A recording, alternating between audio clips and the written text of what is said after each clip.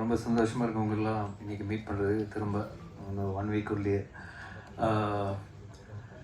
இந்த படம் வந்து ஆக்சுவலாக பிரேம் கதை சொன்னோன்னே எனக்கு லாஸ்ட் அவரோட டிடி ரிட்டர்ன்ஸ் வந்து ரொம்ப பிடிக்கும். ஏன்னா இட்ஸ் ஜஸ்ட் நாட் ஒரு ஒரு மைண்ட்லெஸ் காமெடின்னு இருக்காது அந்த படம். ஆக்சுவலாக பார்த்தீங்கன்னா அதில் ஒரு நல்ல ஒரு ஸ்டோரி இருக்கும், அதுக்கான ரீசனிங் இருக்கும், அதுக்கான ஒரு ப்ளே இருக்கும், அதுக்கான ஒரு கேம் இருக்கும். ஸோ அது வந்து ரொம்ப இன்ட்ரெஸ்டிங்காக இருந்தது. அந்த அந்த ஸ்பேஸில் வந்து அந்த காமெடி வந்து ரொம்ப பியூட்டிஃபுல்லாக எக்ஸிக்யூட் பண்ணியிருப்பார்.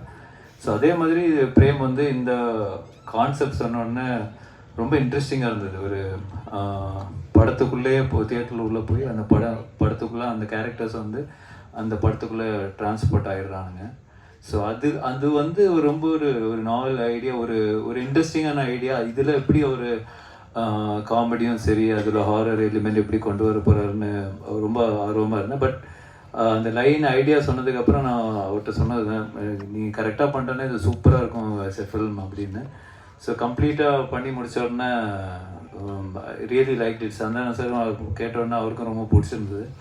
So that's why beyond budget எல்லாமே வந்து அதெல்லாம் பார்க்காம இந்த படம் எடுத்தால், இந்த குவாலிட்டியில் எடுத்தால், இந்த லொக்கேஷன்ஸ் எல்லாம் யூஸ் பண்ணி எடுத்தால் மட்டும்தான் இதோட 100% ஒரு எக்ஸ்பீரியன்ஸ் பண்ண முடியும்னு அப்பயே முடிவு பண்ணிட்டோம். ஸோ கண்டிப்பாக சந்தானம் சாரோட அவரோட சப்போர்ட் இல்லாமல் இது பண்ணியிருக்க முடியாது.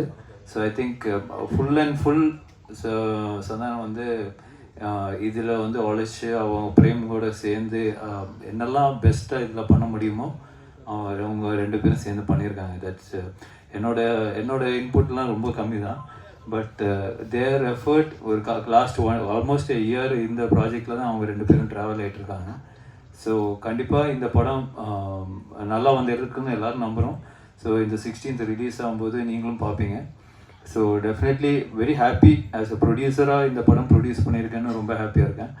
அண்ட் கண்டிப்பாக அந்த ஹாப்பினஸ் வந்து இன்னும் அடுத்த லெவல் போகணும்னு நினைக்கிறேன். டெஃபினெட்லி இது மிகப்பெரிய சக்ஸஸ் ஆனால் இதோட நெக்ஸ்ட் லெவல் 2 கண்டிப்பாக சேர்ந்து பண்ணுவோம். So definitely looking forward to it. Very positive about this project, அதுதான் நான் சொல்லுவேன். So thank you.